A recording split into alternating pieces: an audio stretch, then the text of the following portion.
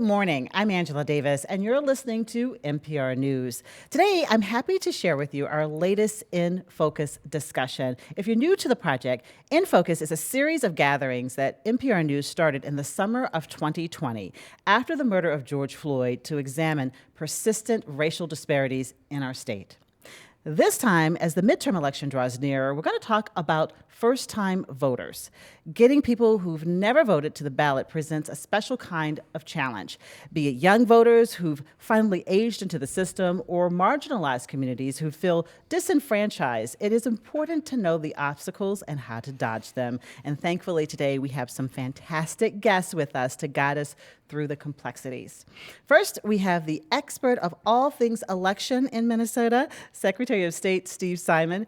His department oversees voting throughout the state. It's so nice to have you here, Secretary Simon. Thanks for having me. Hi, good to see you again. Also with us today, we have Ali Tomaszek, the president of Lead MN, and that is a group that represents the 100,000 college students in Minnesota attending two-year or technical colleges. Ali is also a college student herself, taking classes at North Hennepin Community College. Welcome, Ali. Thank you. It's a pleasure to be here. And we have Ryan Perez with us. Ryan is the political campaign manager for COPOL. That is an organization that works to create a better quality of life for Latinos and Latinas in Minnesota through public policy advocacy, leadership, and community service. Welcome to In Focus, Ryan. Thank you. Excited to be here. Hi, nice to have all of you here with me in person. Secretary Simon, let's start with you. Early voting, mail-in voting, already in progress here in Minnesota. How is it going so far? It's going really well. We are in the middle of election season, and that's really the way to think about it these days. Election day isn't anymore just the day that we vote. It's the last day of a season in which we vote, and we're in the middle of that season. So many Minnesotans have acquired a taste for voting from home, for voting absentee, for voting from their kitchen table. Some of that was because of 2020, obviously, when many more did that than ever before. But to your question about how we're doing really well. We are ahead of the pace now in terms of early voting that we were in 2018, 4 years ago, which is probably the best apples-to-apples comparison since it's the What last... does that mean, ahead of pace? Like more people have voted already? More people. So as of yesterday afternoon, I believe the number was we have 152,000 people whose ballots have already been accepted. That is ahead of the pace we were at in the last non-presidential election 4 years ago. Wow. And Minnesota traditionally has one of, if not the highest voter turnout in the country. In 2020, almost 80% of Minnesotans turned out to vote, which really shows a very involved electorate. But those numbers drop off substantially when you look at racial demographic groups. For example, in the 2014 election, Minnesota was 45th in the nation. We were at the bottom for Black voter turnout. What is your office doing to encourage people in communities of color to engage in the voting process? Yeah, it's about connections. It's about relationships. When I came in after that election in 2014, we really retooled the way that we did voter outreach. And I've worked with the organizations represented here on our panel this morning. They are outstanding partners, and they help us to figure out, okay, who has the relationships in particular communities? It can't just be our office parachuting in. We have to leverage partners and teammates in communities. That's one way. Another thing that we've done is really targeted new Americans, whether it's East African immigrants or Latino immigrants or others who are non-native English speakers. So one of the things we've done is we've more than doubled the number of languages that we serve from 5 to 12. And that's something that's personal to me. I'm the son of an immigrant, so I grew up in a bilingual household, and I know that among communities of color who are new Americans can make a really big difference. And that may be surprising to some that there are that many languages spoken here in Minnesota. Ryan, I want to bring you in here because of the work that you're doing with a growing Latinx population here in Minnesota. How are you and the folks at COPOL working to educate new voters? And, you know, what obstacles are you seeing? What are people saying to you? Well, once we start talking about the issues, young voters and new voters are generally really excited to have their voice heard. What we see the most as the biggest problem is an initial barrier of where do I start that process? And so many of us, you know, we come from families where someone is already an active voter, someone has gone through the process or does so year after year. And can say, oh, here's the website you go to register to vote. Here's we know where your local precinct polling location is, or hey, if you live in St. Paul, I know where to early vote. But there's also so many households where there were folks that were not eligible to vote. Now there's a new voter in their household or someone who's newly eligible. And that person doesn't have anywhere to go, or they don't think they have anywhere to go to find those resources and that information. So for us, creating landing pages, creating resources, videos, we have a very oral community. So really relying on video and audio messaging, as well as our radio that we have at Copal, Radio Jornalera, is really key to getting out the message to new voters. We want to be when in a place of a family that doesn't have a regular voter that is able to guide them through the process. We want to be that guide for new voters. And do you see hesitancy, or is it just really not knowing the process and the steps and how to do it or where to go? I think there's a lot of distrust in communities of color in terms of will my vote make an impact? Right. Will the person I elect change policy? And so we have to also be doing underlying conversation and underlying work on saying, here are the real policies affecting your lives right now, and here are the people making decisions on those policies, and here's how you can affect change. And that's not just conversations about voting. That has to be presenting voting as one of a piece of many tools you need to be giving to the community. Mm-hmm. And so when we say, oh, well, you're saying, voting may not have an impact, but guess what? You can also be writing a letter to your representative. You can be emailing them, calling them. I had someone who told me, and they were a Latino student from the U, a young first-time voter, and they said, I'm not like a lot of my peers. I'm really good about that. I send an email to my representative every day about how I just how I'm feeling? Strongly dislike their positions. I think you used stronger words than that. But I said, that's excellent. That's exactly what you need to be doing. So you're telling your peers to vote, but you're also advocating, and you're showing how do we get from point A to point B. Allie, you represent students at Minnesota's 2-year and technical colleges in your work at Lead MN. I would guess college students are often very busy, but those who are new to voting, and mostly because they're finally now old enough to do it, that they probably have a lot of questions. What are you doing to try to make it easier for them or to encourage college students to vote? That's a great question. And like Ryan had mentioned, a lot of students are unaware of where they can vote and how to vote. This is the first time that they're doing it, especially students who move closer to campus. Sometimes they have new addresses, so they're unaware that they can re-register to vote in their local polling place. Mm-hmm. But as for other new voters and helping guide them in the new direction to go vote, we go into campus classrooms and we ask them what they care about. And a lot of the times we hear things about school and access to resources at school and things that directly impact them. And we help them connect that to the policies that our representatives make on a daily basis.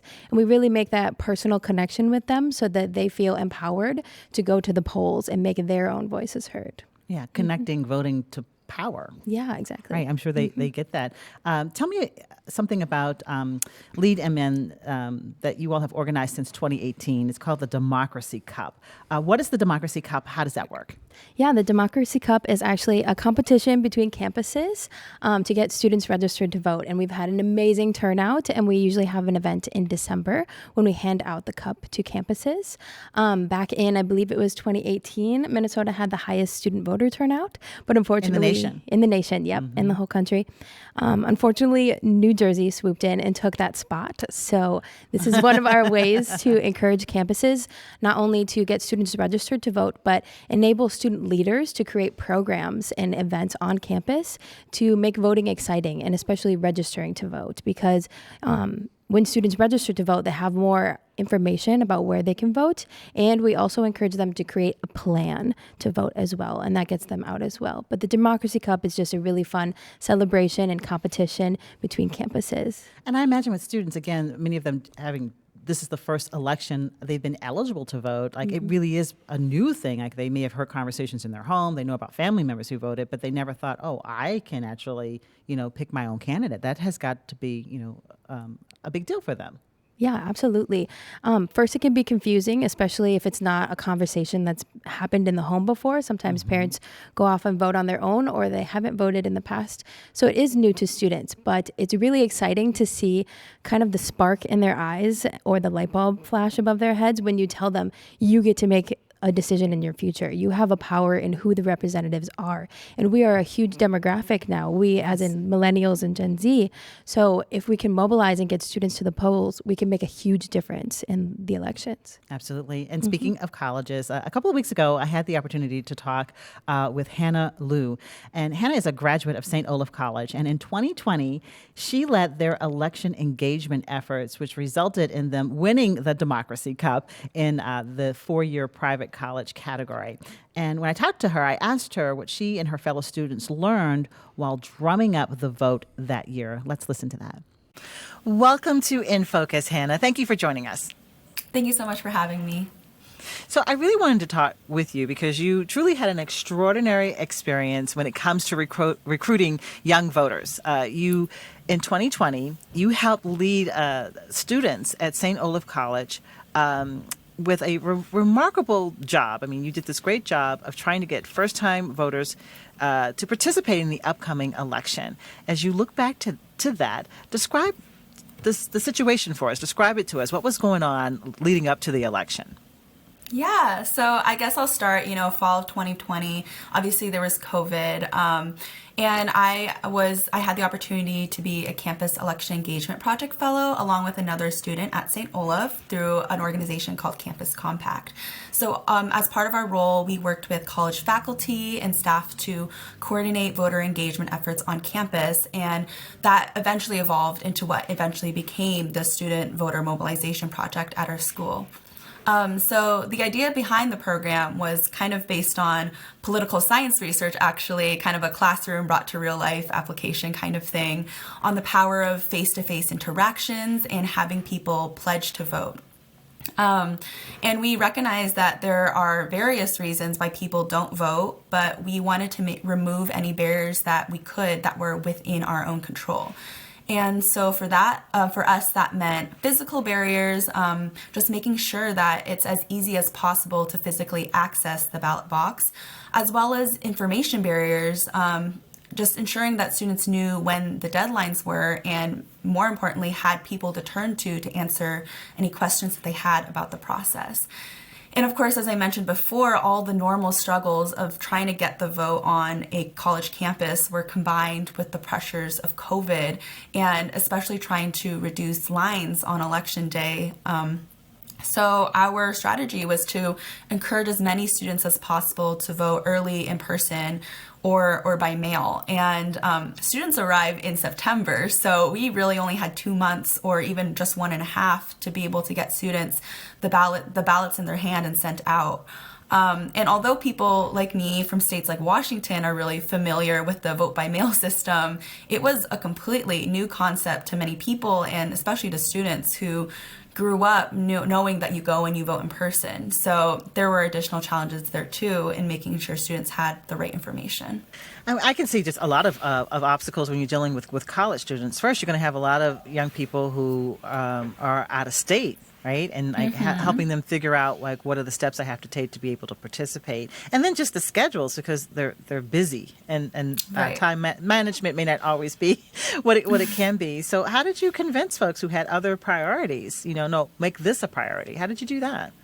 Yeah, so we wanted to make sure that it was a more personal interactions, because I think that like with approaches that where it's people just maybe school admin or professors or just people outside in the world telling them that they should vote, they don't feel as personally connected.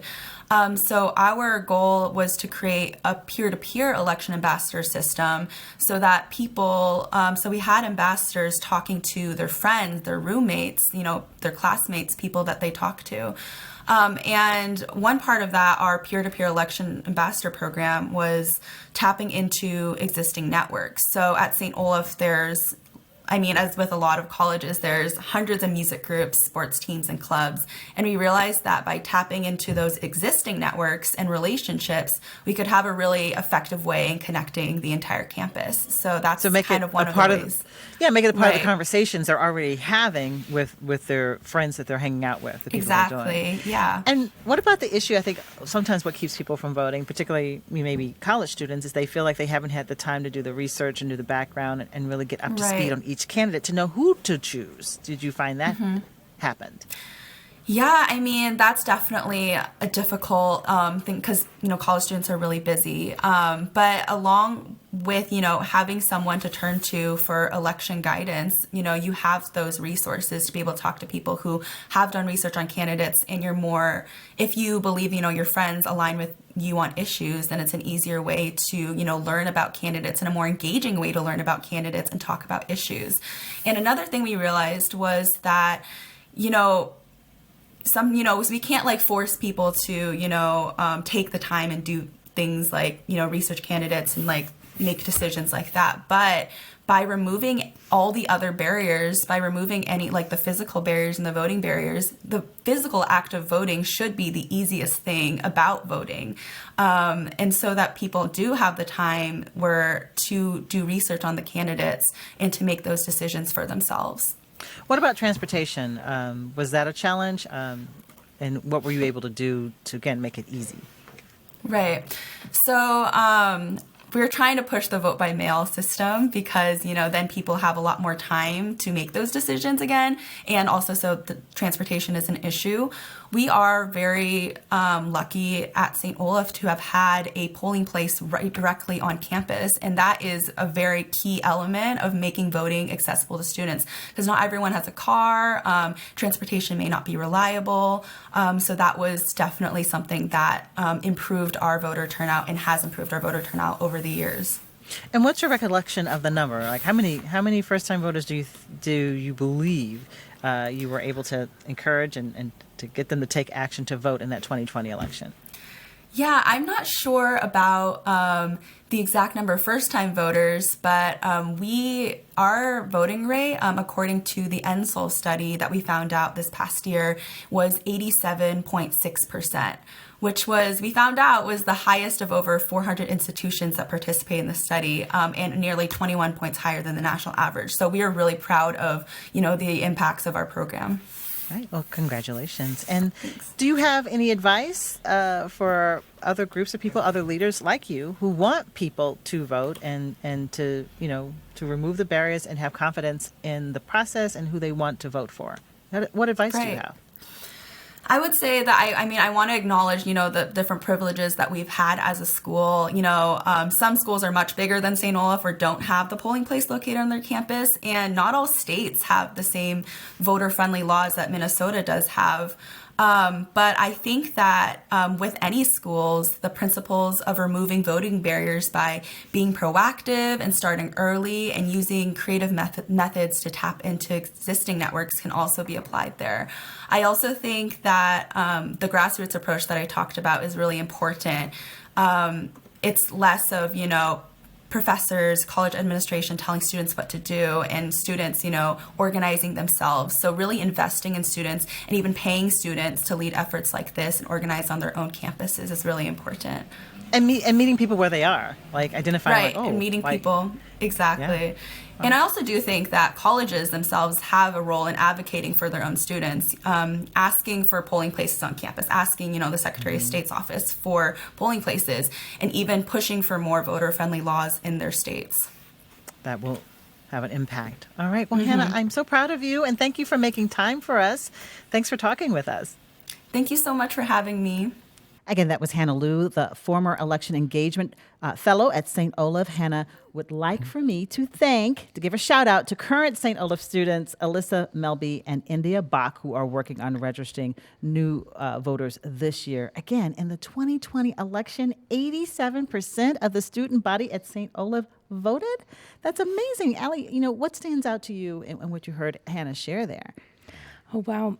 So first of all, Hannah is a rock star student leader. Love her. Second of all, she really mentioned a lot about the holistic student. Students these days are not just going to school and going home, right? There's a lot encompassed in our lives, especially outside of the classroom. So creating more accessibility to get to the polls and to register students on campus as well. And she also mentioned campuses helping support students get out there to the polls, including paying students to register other students to vote on campus and creating events on campus as well. We've seen a huge success on our campuses by doing that as well, because students care about these things and they want to help support other students get to the polls and exercise their voting right. But some don't have the opportunity because they're working full-time jobs. I like what she said about, well, let's meet them where they are. They're going to the football game. Let's get some of our people in there at the game and like starting the conversation. And do you see that as, Ryan, also something valuable if you can just meet people where they are and begin the conversation? Yeah, and then when I think about sports events in particular, one of our ways we got our start was to get people pledged and registered to vote at like soccer games, because so much of the community is meeting at soccer games around the time of the year when you're prepping for primaries and then early into the general election. And so if you have a group already of 500 or 1,000 people, of families who have kids but have young people as well, and new voters and their families, and they're already meeting and they're already finding community together, and they're all there just waiting to have a conversation with you. They're there to be social, and you're not seizing that opportunity. What are you doing trying to hold instead an event where 10 people show up who are already registered to be excited about voting?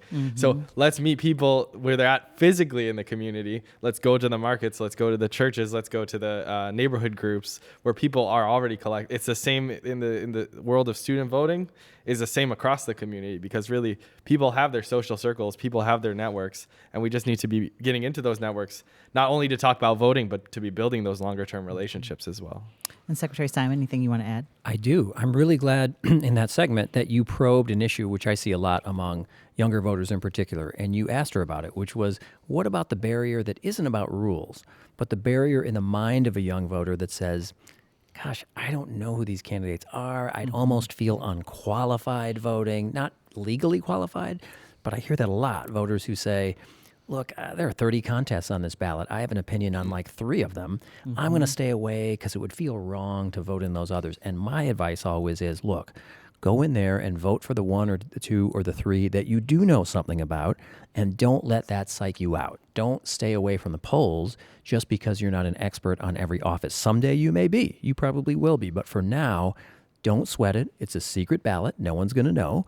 And it's important that you get out there and you use your power and you use your voice. And if that's 3 offices and the rest are blank, your ballot is not spoiled just because you don't vote at every ballot. Just go in there and vote for what you know.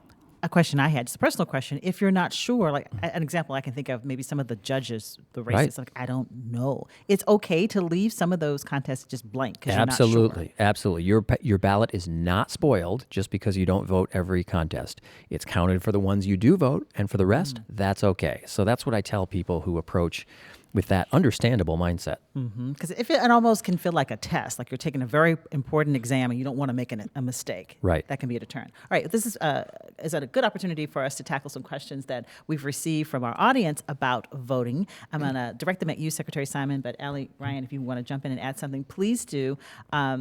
So we have a question from Ann. Ann asked this: are absentee ballots counted before the rest of the votes, or are they loaded into the machine at the polling place along other ballots? Secretary Simon? That's a great question. It's somewhat complicated. We don't have a running tally of, hey, before Election Day, who's ahead in the absentees. We don't do that. What we say is that 1 week before the election, so this year that would be November 1st, Tuesday, November 1st, people in counties and cities across the country can process those ballots. They can put them in the machine. The machine tallies them, figures out who they voted for, but there is no running total that we or anyone in that office knows of for county commissioner or governor or anything like that. So it's kind of a hybrid answer. They are processed starting a week before, and then on election night when the polls are closed at 8:01, everything's folded together, and we don't differentiate between, okay, candidate A got this many absentees and this many. They're all folded in together in one pile. But the numbers are counted because, like, already like how many have come in. They're processed, right, and the machine is taking account of who voted for what. Another question. Gloria wondered how she can vote by mail. She's already a registered voter. And a woman named Linda also asked about obtaining an absentee ballot. it's the same thing, right? Voting Right. by mail and absentee ballot. And is it too late, or when is the No, deadline? not at all. No, and actually, we have no deadline in Minnesota. It's basically every voter's right to do it up to the election. Now, it's up to your own risk tolerance, right? If you It's got to be received by. It's got to be received, right? So I deadline. wouldn't advise anyone to go on our website, which is mnvotes.gov. That's mnvotes.gov. That's where you can do it most easily, is go on there and you can order the ballot to come to you. But you got to use some common sense, right? You don't want to order it to come to you a day or 2 days before the election, though you could. I would say right now, given where we are this many days out, it's still very safe for you to order that ballot at mnvotes.gov to come to you so you can vote from home. And our advice is if you're going to send it back by mail, because it's got to get there by Election Day, any which way. You can hand deliver, send it by mail, any which way. But if you're going to mail it back, give yourself a week. Just be easy on yourself. Don't tempt fate. Give yourself a week. Don't mail it any later than Tuesday, November 1st to get there by Tuesday, November 8th, which is Election Day. William said, I recently moved to a new county. How do I find out where I vote? So people have moved since the last time they voted. What do they do? So again, our website is a great one-stop shop, mnvotes.gov. You can type in your address and boom, up will come your polling place. And let me put in a plug for another feature, which is sometimes people don't know what or who is on their ballot. They may be asking themselves, hey, are we even voting on county commissioner this year? I forget, or there's so many contests. You can also go to a My Ballot feature on mnvotes.gov, type in your address, and up will pop a sample ballot with every contest, every candidate, and their websites if they have one. I've done that. Because then you have the sample ballot, gives you time to like, well, let me Google this person or let me try to find out Right. more if there's someone you're not familiar with. And another one here, Judith asks or says, my husband doesn't have a driver's license and he needs an ID to vote because you need a government issued ID to vote. What else can he use? Or Well, do you need a government issued Just to ID? clarify, you don't need a government-issued ID to vote in Minnesota, but to register to vote, you need to basically do two things. You need to show somehow that you are who you say you are, and you live where you say you live. And if you go to mnvotes.gov, it's easy to find the flexible lists of documents you can use to prove either or both of those things. It could be a driver's license, but not necessarily. Or to prove where you live to register to vote, it could be as easy as having a neighbor vouch for you. So we have in Minnesota law, thank goodness, for decades, a long and flexible list of things that you can use. So if you go to mnvotes.gov, you can find that there, and I'm sure there's one that will fit every person who intends to vote. And also here in Minnesota, you can register on the day that you vote. That's right. We have same day or election day voter registration. We're one of only about 14 or 15 states that has it. There's no pre-election absolute cutoff for voting. You can stroll in on game day, on election day at your polling place and either change an existing voter registration. Let's say you moved or had a name change, or if you've never registered ever before, you can register for the first time right there in your polling place on election day. All right. Allie, Ryan, any of these questions bring any stories to mind of what challenges that you've seen? Allie? Yeah, absolutely. So I'm also a poll worker as well in my neighborhood, and I have been for the last couple years. It's been one of the most enriching and informative experiences because I, at the beginning, had no idea there were so many opportunities in different ways to register to vote and how many questions people have too. The other poll workers that I work with, some are very experienced and some of them are brand new as well. So it's really great to work with them. And we see all sorts of people in our neighborhood come in to ask questions like, can I use this to register to vote? I moved. Is this still my polling place? And we always help them and give them as much time to ask questions and just encourage them to vote. Yeah. Mm-hmm. And Ryan, any stories you want to share? Some of the obstacles you've seen people or questions that people have? Sure. Well, what we need more of is investment in educational opportunities related to all these options that are available, because Minnesota's laws around voting are fairly, healthy and flexible for our communities. I mean, I think about organizers that I know from Texas, where they have to have the person registering you be certified, take a course, get a certification just to register you, and then there's a deadline. The workers just that help to people get register registered. someone to vote. They have to go through. Here you can register yourself online. Here you can register your friend online, right? And here you can register on election day. We need to get those materials out, not just by translating them, but we need to be, investing in videos, investing in investing in neighbors that can go to events and attend events and get this knowledge out. We're working on, voter guides. We have mnlatinovote.org is our kind of website that's very kind of culturally focused and focused on our community. But how can we make sure that people know that same-day voter registration is an option in Minnesota, that voting early is an option, and it's safe and convenient. And so all of these kind of pieces are really critical emphasis of our work. And I want to go back to, again, people who are worried about IDs or proof of residency. Give me some examples again. How do I prove that I do live in a certain place and I can vote for certain candidates? Sure. Well, again, the ultimate one-stop shop is the website that has the full list, mnvotes.gov. But I'll give you an example. It can, for the you are who you say you are part, as opposed to you live where you say you live part. It can be an expired government ID. It can be a college or school ID. It can even be a high school ID. There are others. Those are the first ones that come to mind. And in terms of the other part, which is showing that you live where you say you live, it can be a utility bill. It can be some sort of rent statement. It can be, as I mentioned before, someone vouching for you. That's a popular option in Minnesota. What if you moved in October, as my parents once did, and you don't even have a utility bill yet? What if you moved in mid-October? Right. You can have a neighbor come in and vouch and swear under oath that, yes, this person lives at 123 Maple Street or whatever it is. All right, thank you. This is a good time for me to remind folks who may just be joining us that you're listening to a special In Focus discussion called Ballot Box 101. It's about how to engage first-time voters. And here with me is Minnesota's Secretary of State, Steve Simon, who oversees all things election, as well as Ali Tomaszek, the president of Lead MN, and that's a group that advocates on behalf of students attending Minnesota's two-year and technical college. And we also have Ryan Perez with us, the political campaign manager for COPOL, which is a grassroots group that works with Latinx communities here in Minnesota. Secretary Simon, we know that a record number of Native Americans in northern Minnesota voted in 2020. And I'd like to ask you about outreach to tribal communities. But first, I want to listen to an excerpt of a conversation between my colleague, Melissa Townsend, that she had with Nancy Bolio. Nancy is a member of the Leech Lake Band of Ojibwe and an organizer with the environmental group MN350. She worked to get out the Native vote in 2020, and here is what she saw. Take a listen.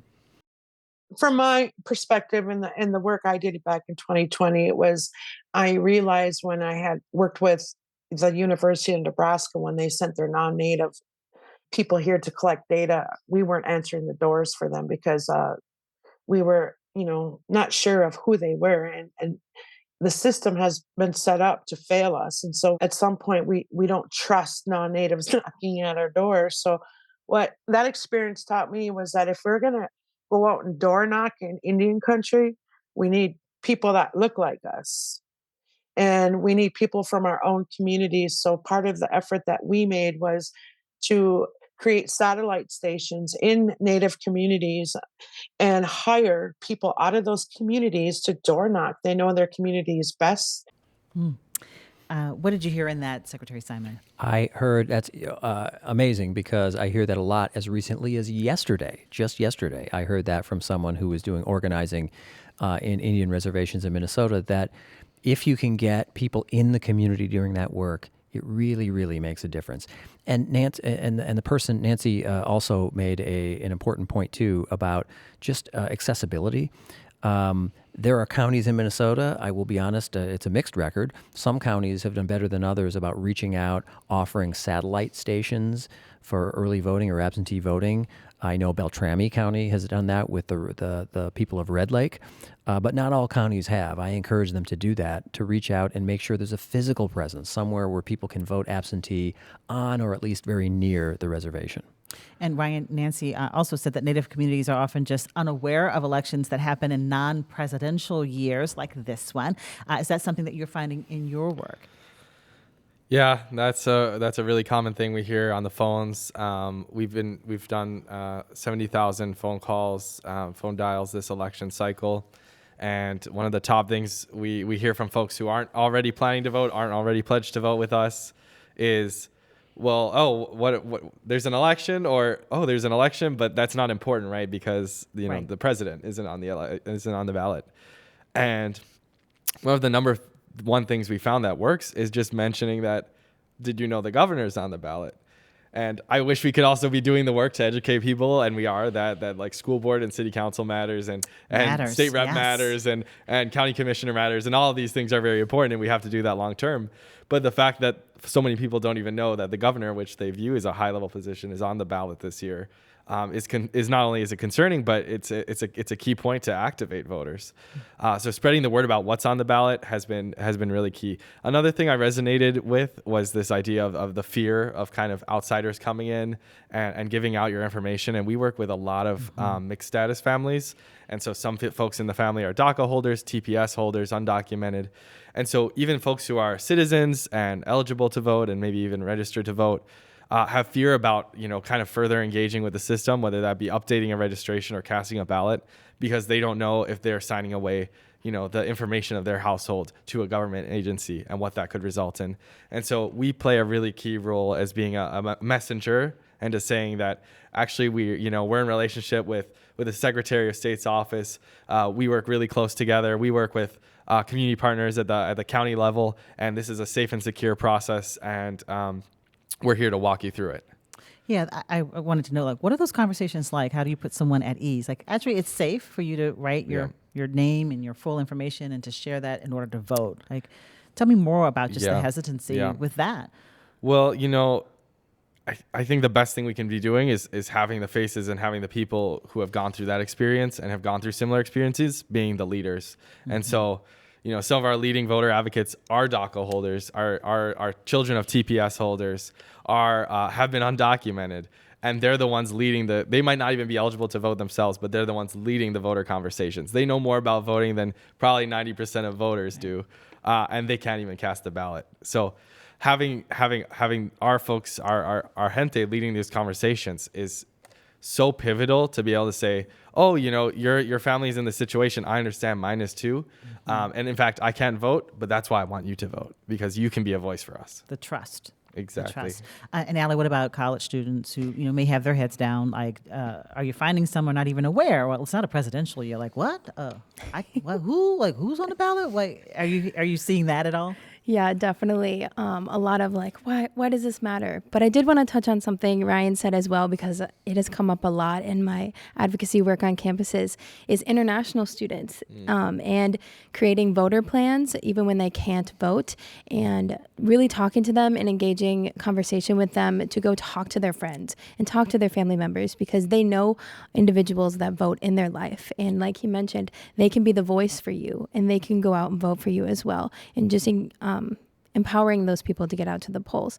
But as for students that I've talked to and surprises about the election, yeah, we do mention that the governor is on the ballot, and that gets a lot of people interested. But we also mention things that relate directly to students, like tuition costs and how much we invest in higher education and K through 12 as well, and specific things like that really get their gears turning and thinking, oh, maybe this does impact me, even if it's not the presidential election, even if it doesn't get this huge publicity.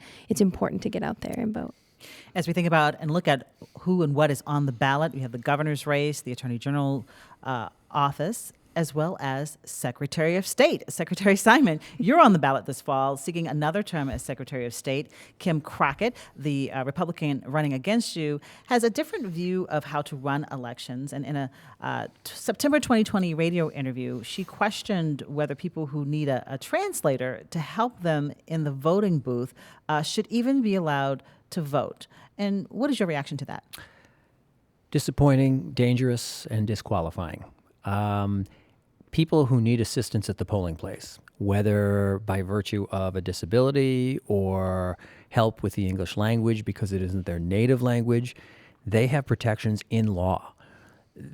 Federal and state law say they can use those tools, and they are every bit as legitimate as a voter as any of the rest of us. And to suggest, even for a moment otherwise, that maybe they shouldn't be voting is really, really not who we are in Minnesota. And Ryan, as someone who works a lot with Latino voters, what are your thoughts about translators and the role that they can play, and what people know about the options there? Yeah, and oftentimes the translator is just your kid, or the translator is your friend or your relative who's going to help you figure out the process. And if you're getting a vote by mail application, it might be in real time in your own house. So the translation is key. And actually, I think the Secretary Simon said this at one point about, even if you speak another language, even if you speak English, that if it's a technical document, that might not be the way in which you're communicating. And we have so many folks that, they understand English. They understand what's going on politically, even. That's why they're voting. They can understand English. In fact, they might even be able to respond. But you have a written document that is giving technical directions about where to fill in a circle, how to check a box, or how to rank, in some cases, how to rank your vote, which is a whole other, barrel to open up. And so having a translator being a key to just making it as accessible as possible is critical. And, we're just talking about language, and we need to get beyond that too. And when I've gone to vote, I often see elderly folks who have someone assisting them. And that's okay, right? You can have, in certain circumstances, someone who just assists you, like, here it is, here's how you hold it. Here's the pin and how you feel. That's okay. Absolutely. The Voting Rights Act of 1965 says anyone who needs help like that gets to choose. Not only do they get it, they get to choose who helps them, not someone else. Whether it's a child, whether it's a spouse, whether it's a friend, whether it's someone at the polling place, they get to choose who helps them, and they get that help. Very clear. So I could bring my grandson if I had a grandson. Anyone. Right. Okay. Allie, what would you like to say to politicians who make laws about voting? If you could, have some time, and you do have this time now, to have an ear of someone who is making laws around voting, what would you want them to know? Wow, this is a great question. I want to take a second to think. I would like them to know that Minnesotan communities are so incredibly diverse that we need to be the most accessible as possible and the most welcoming as possible. And after hearing these stories about translators and more accessibility for elderly voters, I have been on that end, being a poll worker and helping those individuals. And I cannot express how grateful and happy they are at the end of the process once they get that sticker. They are the so sticker is just magic, isn't it? It It's a is beautiful magic, thing. for sure, especially giving it to kids. But seeing that look on their face, like, I am a part of this community. I did make a difference for the community around me and for Minnesota. That changes my life as well as the people that work at the poll and the politicians and our communities in general. Being more accessible is more welcoming and just has the most positive benefits on our state. And Ryan, same question to you. What would you want lawmakers to know when it comes to Latino voters here in Minnesota? Well, if you're scared of people voting, we don't want you in office. And if you're scared of people's voices being represented, you shouldn't be holding public office. If you're scared of fraud or you're scared of corruption, let's have some conversations about how to make systems safe and secure for everybody. But that doesn't happen by closing doors for communities of color, for immigrant communities, especially for those who already, on paper are eligible to vote. NPR's community engagement team facilitated a listening session on Monday to talk with community leaders doing work with new voters. And I want to play a couple of excerpts of conversations that happened there and get some of your reactions to it. Let's start by hearing from Hua Zhang, a community organizer with the Asian American Organizing Project. She had this to say about working with members of her community who haven't voted before because of language and even trauma barriers. Let's listen. My first language is Hmong, and I'm quite fluent in it. So that kind of impact on how I talk about voting comes very differently in many different ways. And based on folks' experiences with voting too as well. For example, I'm talking to refugee elders and their experiences with voting and politics and power and post-war and stuff like that. Perception on voting in the U.S. is very different. So I think having knowledge and understanding what your community's history is important and how their trauma with voting has looked like as we go into community and working with them and really allowing them, sharing how the process looked like and building this trust that after I help you vote, that I'm not just gonna not contact you anymore, that I will still help you get in touch on voting day and help guide you there and get folks to help you with transportation or language accessibility if you need to. And I think most of all, just providing them resources hands-on where you're helping them register to vote is here's a flyer in Hmong or like Khmer for you if you don't understand English. So having those resources on the side is super helpful for folks who don't speak English or are just trying to understand the system. Ryan, I'll start with you. Does that reflect some of what you have seen and heard as well? Yeah, it's really critical, and it's not just translating across a language and translating across words. We can put materials in every language across our collection of materials, but it is about really culturally translating, right? And I've had this conversation with Hmong organizers before and Somali organizers about, it's great that we have this little pamphlet, but nobody's going to read this pamphlet. So nobody likes a pamphlet. I like a good pamphlet. Don't get me wrong. I'm here for the pamphlet, but for example, we partnered with Hennepin County and we translated their voter guide, and so we have the Spanish language voter guide in partnership, and we use that for our organizers so they're educated and so they can then communicate the message. We don't give that out to people as, oh yeah, you're gonna read this 20-page explanation of how to vote. It's not going to happen. So communicating across culture, communicating in ways that I think about some folks, when they come from countries that they may not have felt that their vote was impactful. One thing I was thinking about when I was watching this, and I got distracted because I was thinking about, I'm Puerto Rican, and when you're voting in Puerto Rico, you're voting for like a symbolic congressperson, and you're voting for two governors that are accountable to someone else. So it's like you're coming here and you're for the first time unlocking a vote that is actually impactful. So how do we have also those deeper conversations about your voice might matter here actually a lot more than it mattered in your home country, and your home country, maybe democracy wasn't strong. Maybe the impact of your vote wasn't your voice being reflected. But here we have an opportunity to actually make a difference by engaging in this process.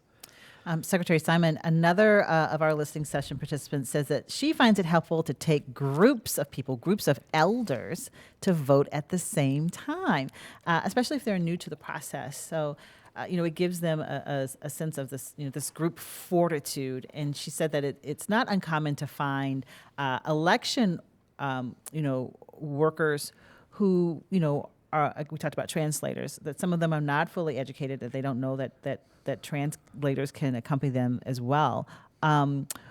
What do you think about this idea of groups going together? I think it's great. And I've heard that from folks in organizing communities as well. It can be really empowering. No one wants to feel as if they're doing something for the first time alone, especially if it's the first time. Right. And doing it with others and like-minded others, no matter how you define a community, I think that's a great strategy. That's for them to do and not me, but I think it's great. And this business of having someone who is culturally competent, not just someone, as Ryan says, who speaks a different language. You're halfway there or more than halfway there to speak the language, but is culturally competent. As he so well said, we have people from all over the world in Minnesota, and their experience with democracy or the absence of democracy may be very, very different. And that's even across languages. Not everyone who speaks Spanish has the same experience or comes from the same place, obviously. But this idea of doing things collectively, or at least in a group, seems to have had really very positive results. Is it helpful when college students together as a group go to vote? Absolutely. Yeah. And I wanted to quick shout out to the University of Minnesota. They're organizing an event for early voting where they're providing limos and other vehicles for other students. Yep. To all go vote early together in these vehicles. It's addressing the collective and community organizing and some accessibility barriers because a lot of college students don't have cars. Right. So it makes it more appealing, but also you're getting groups of them together. Of course. And it's really fun. It's way more fun to do anything with your friends, right? Especially voting. And in a limo. I'm learning a lot here. I also want to hear from a Red Lake Nation woman, Ogama Ganuakwe. She's a photographer and a reporter for Native Roots Radio and Rock the Vote Native Style. She had this story to tell. Let's listen to her. I remember the first time I voted, and I remembered sweating all the way through the process because I only had a vague understanding of how everything worked. And I had everything that I needed and I was able to vote, and I was really proud of myself when it was done. But I don't recall having anybody in my life that I could call and go, how does voting work? How does this work? And I remember asking those questions when I was a kid. And, my dad was a Native man from Red Lake who said, it doesn't matter. doesn't matter if you vote because they don't care what we have to say anyway, So that was kind of the attitude in my family. And I think that that's still very much the case. She said it doesn't matter if you vote because they don't care what we have to say anyway. That's what was said to her by her dad. This is a Native woman. Makes me wonder, do you hear those types of stories, like that people, from many different communities feel like vote doesn't matter? Allie? Yeah, absolutely. Especially for Lead Men, we represent community colleges all throughout Minnesota, too, in the cities and in greater Minnesota as well. And especially in greater Minnesota, I see students that feel they're underrepresented, right? And I feel like it is my duty to inform them that by going to the polls and making your voice heard, you can be more represented. But a lot of students, especially first-time voters, say, well, why does it matter? Like, I'm just one person. Well, you can make a huge difference in our elections. And I don't remember when it was a few years ago, one of our elections relied on about 200 voters in Minnesota. So that's a huge impact on a very small group of people. So your vote truly does matter, especially for our generation. Millennials and Gen Z are one of the biggest demographic eligible voters in the United States now. If we can get those students and younger generations out to vote, we can make a huge difference. Ryan, what do you say to people who may say to you, I'm just one person and no one seems to care what I think, so why should I believe my one vote matters? What do you say to those folks? And we hear it a lot. And, I think it's about conveying that you're not voting necessarily because you like someone that's running for office. You're not voting because voting is necessarily sacred. It could be to you, it could be, but you can be voting because if you get enough people to vote and you have a majority, you've won and you've made change. And if you show up at an event and you have enough people that you've applied enough pressure, you've changed someone's mind on an issue. So, it's about, and we hear, oh, well, we always hear promises about we're going to have healthcare, we're going to have access to a driver's license. And every year it's the same thing. And saying, well, you just told me about your friend who isn't voting, and you said, oh, well, I heard this and I heard that. Well, why don't, instead of not voting, why don't you convince 2 of your friends to vote? Why don't you triple your vote? Because then you'll have 3 times more impact. And so getting that conversation going of, this is about, we haven't won a lot of the things we're working to fight for. And we can do that with enough in terms of numbers. And this could be the year that things begin to change. Each election is an opportunity. Every election is the opportunity, and we get a lot of elections here. So, I have to ask each of you a personal question. Tell me about the first time you voted. Do you? I'll start with you because you got. Do you remember, Secretary? I beg your pardon. Simon? No, I'm kidding. I'm You're not a that little old. older than Yes. What is your memory of the first time you voted? I remember it well. First time I voted was 1988. I was a freshman in college. I went to school outside of Minnesota, and so I had my absentee ballot mailed to me. And it was a thrill. It really was a thrill. I was into that stuff at that age. And I remember it very well. It was exciting. I mailed it back. I made sure it got back in time. So I was into it. And that probably wasn't super typical, but I really was into it. I was 18. It was a presidential election year. I was excited to vote. Right. But I did it by absentee. All right. Allie, do you remember the first time you voted and what it felt like? It was about 10 years ago almost. But unfortunately, my birthday is November 14th. So during election year, when I turned 18 like 2 weeks after election day, which was disappointing. But I told myself, okay, it's okay. It doesn't matter anyways. And then I started to see the results of the election and the impact it had on the country and my community. And it really started to make a difference in my life. And the people around me that got to vote talked about how important it was to them, so that the next coming election after that, quite a couple years after that, I made it a really big celebration. It was basically my birthday party, and I bragged to everybody, I finally got to vote. And it inspired a lot of people around me, the importance of voting and how special it can be to you personally. And Ryan, do you remember the first time you voted? I do. The first time I voted was 2016. I was, living and studying and working in Minnesota as a student, as a college student. And I had, but I still felt an attachment to, I grew up in Chicago. That's where my family home was. So I ordered an absentee ballot out from Illinois.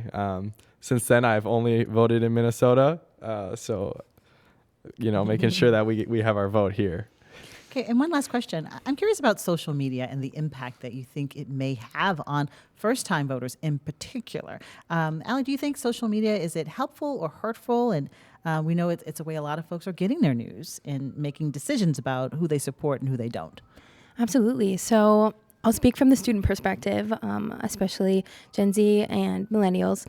It has had a tremendous impact. We're on our phones hours of the day, most of us.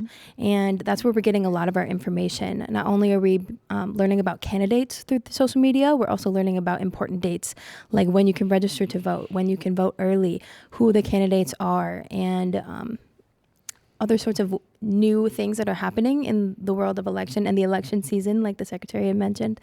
But yeah, it makes a tremendous impact, and especially with people who share communication with their friends, like memes and things like that. There are tons of memes about voting in elections now that I've found to be tremendously impactful. Like if you can make somebody laugh or kind of chuckle and be like, oh, that's a good joke, that resonates with them and they remember that. And then they implement that into their lives. Like, oh, I remember that I saw something about voting and I thought it was funny. So I'm going to take some time out of my life to go out and vote. But I heard you say you get things like dates and deadlines from social media. Yep. And that's extremely important.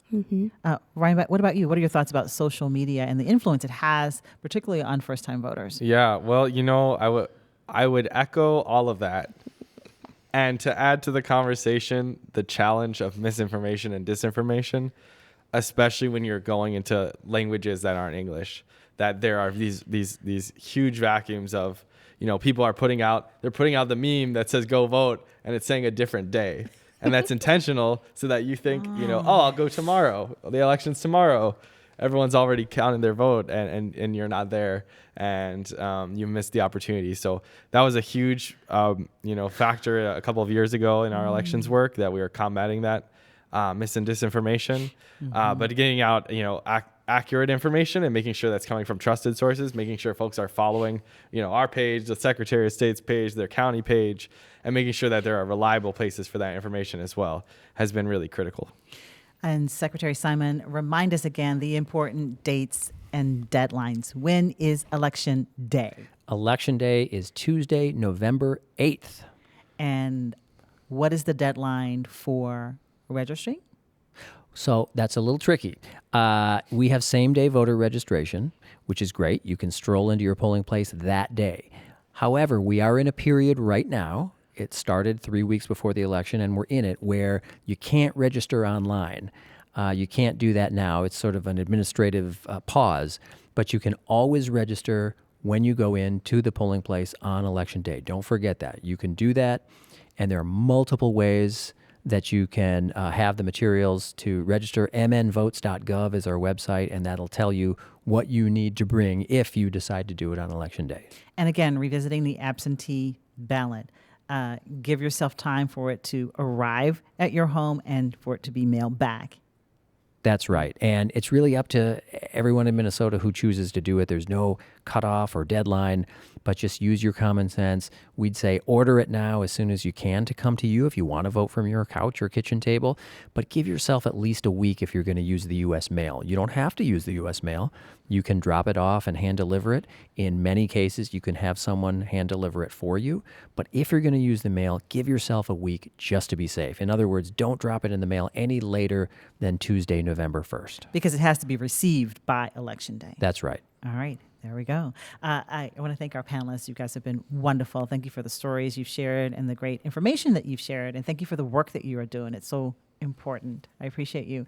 Our time has come to a close. I do want to thank our panelists. We've been talking with Secretary of State Steve Simon, as well as Lead MN President Ali Tomaszek, and Political Campaign Manager for COPOL, Ryan Perez. We appreciate your time.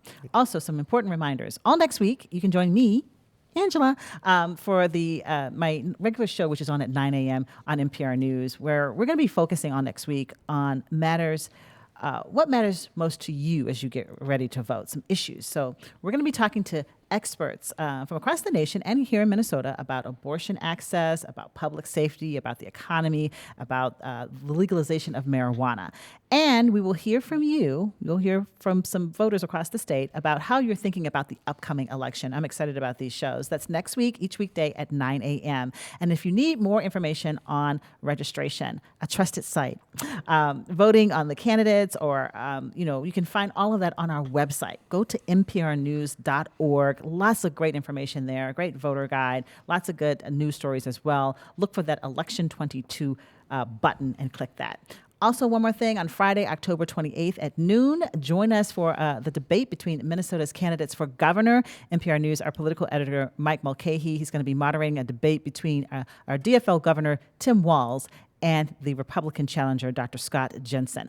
That, again, is on Friday, October 28th at noon, live on NPR News. Thanks for your time today. We'll talk again soon.